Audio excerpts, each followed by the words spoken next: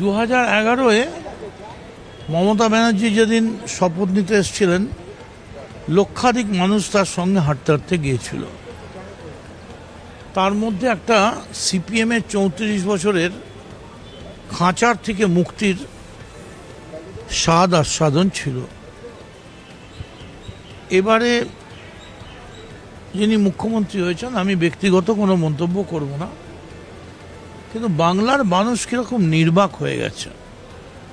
কোথাও কোনো উচ্ছ্বাস, আনন্দ, যারা জিতেছে বা যারা দায়িত্ব পেয়েছে, জিতেছে থেকে দায়িত্ব পেয়েছে বলা উচিত, তারা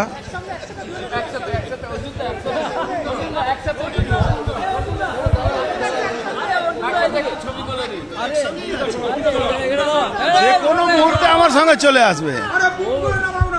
মদন দা যে কোনো মুহূর্তে আমাদের সঙ্গে চলে আসবে, চিন্তা নেই। কি দাদা? ও লাভলি।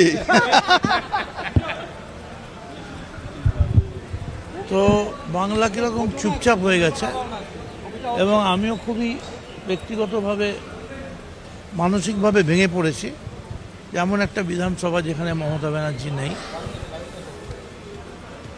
তবে যে দায়িত্ব পায় তার দায়িত্ব গুড গভর্নেন্স দেওয়া।